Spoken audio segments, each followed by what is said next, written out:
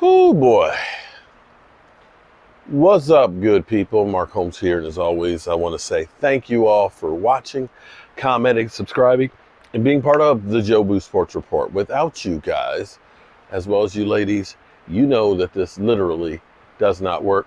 I hope everybody's having a great Taco Tuesday. I'm having a great one, man. I had some steak tacos and some beef tacos and some fried shrimp. Oh my God, that was so good. Oh man.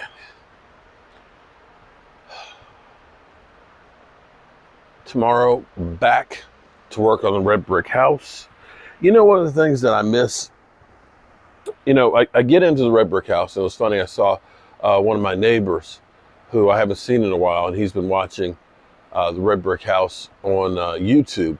And he said, man, you look so happy when you're working on the red brick house and things. I said, yeah. I said, happy or crazy? I don't know which one. But one of the things that I really miss is coming out and having the fireside chat.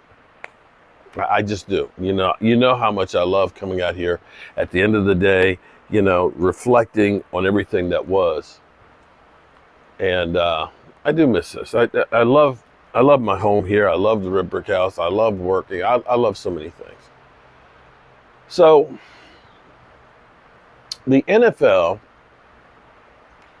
is trying to put the genie back in the bottle, or putting the toothpaste back in the tube. Excuse me. Pardon me. They are now concerned about players, teams, coaches, front office personnel, family, friends, and officials gambling. When the NFL started talking about going to Vegas, it was like, oh man, that's an untapped market.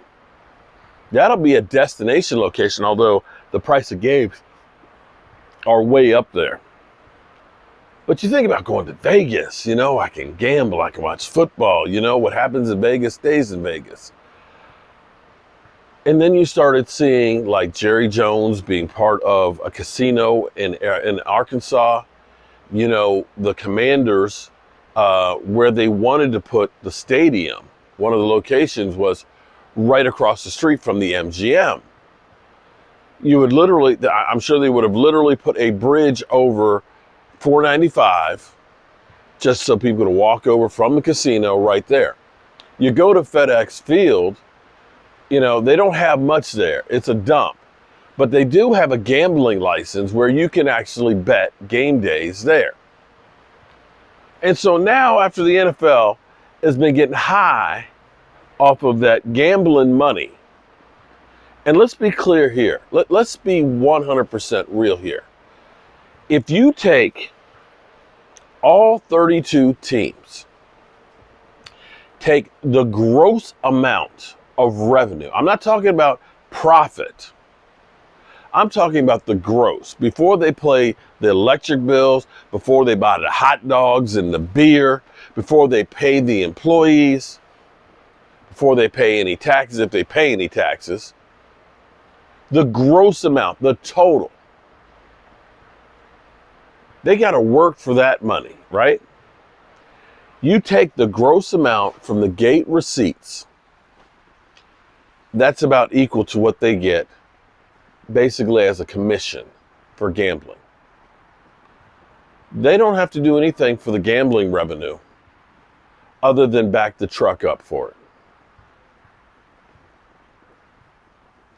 And now that they're getting all this revenue, all this money from that, now it's kind of like, oh, there might be some problems with some of the players gambling. We might look like, I don't know, that maybe the games are fixed. Maybe some players are fixing the games. So now they're trying to do something about the image of it. So they've gone through and they basically have said, if you are a player, if you are a front office person, if you are family of an NFL person, you cannot gamble. not just on football, on anything. Good luck at trying to monitor that, because now it's easy peasy to gamble. You got your apps right there. You can gamble during the game, minute by minute. Unfortunately, that's too late for that. That ship has sailed. I think they said somebody has gambled $6 million NFL player. $6 million. Are you stupid? You know, if you were to take that $6 million, because see, here's where it's stupid. I think about some of the players like Vince Young. Vince Young, I think, made like $29 million, right?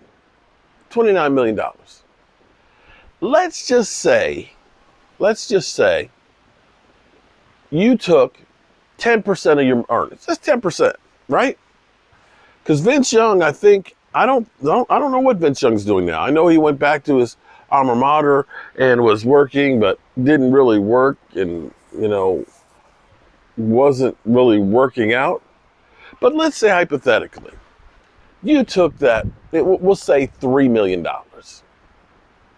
$3 million. And, when you have a lot of money, you have actually other vehicles that are available to you that are higher yield than the average person. But let's just say hypothetically, you could have invested that 10%, say $3 million, into the stock market, which generally speaking gets about 7 to 10% on average. Okay, there's going to be up years and down years and stuff, right? But let's say hypothetically you get a good return, 10%. You could never, you wouldn't have to touch that money and still get $300,000 back every year. That's your retirement. It's your pension. Just leave it in there in the stock market. Take the interest off of it. Then you still have $26 million left to kind of blow like he did. On things like, I don't know, taking all the seats on a commercial airline flight, spending $5,000 a week at Cheesecake Factory instead of buying a Cheesecake Factory, buying everybody shots of Louis the 13th. Just dumb. But hey, I've never had money like that I could just throw away, like the billionaire that decided, let's go to the bottom of the ocean to see the Titanic.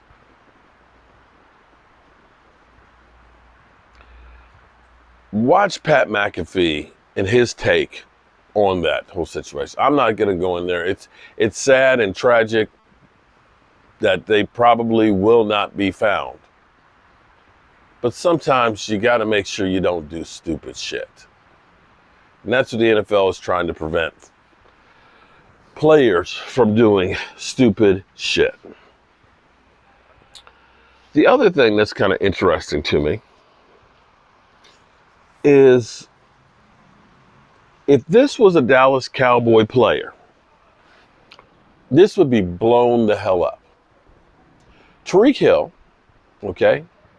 Treek Hill, who had domestic violence issues in college. Treek Hill, who had the recording of him with his 3-year-old child, where I believe he broke his arm. And there was never any charges that were brought up. There are pictures of him and his agent, I believe, on a boat, cruising in Miami this weekend. Allegedly, he got into a disagreement and hit somebody. Now, again, I don't have the facts or anything like this. I'm not saying he's guilty or anything like that. But it's hardly even a blip on the radar. Could you imagine if that was CeeDee Lamb? Could you imagine if that was Brandon Cooks? Could you imagine if that was Micah Parsons? How it would be plastered literally everywhere. But if you ain't a Cowboy, it just doesn't matter. It is what it is. Well, that's all I got for you guys. It made my day. It made me feel so good. I was on Twitter, and you know Twitter, very rarely do you go on Twitter and say it made my day and I feel good.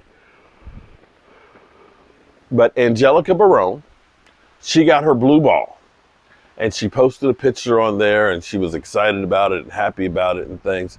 And that made me feel good because I feel like I'm giving back to those who gave to me. And I always believe that you want to try and pay things forward. I believe that nice guys do finish first, contrary to popular belief. Remember, good people, tell the people you love how you feel about them. You might not get the chance again. And I love you guys. Be careful out there, and God willing, I'll see you tomorrow.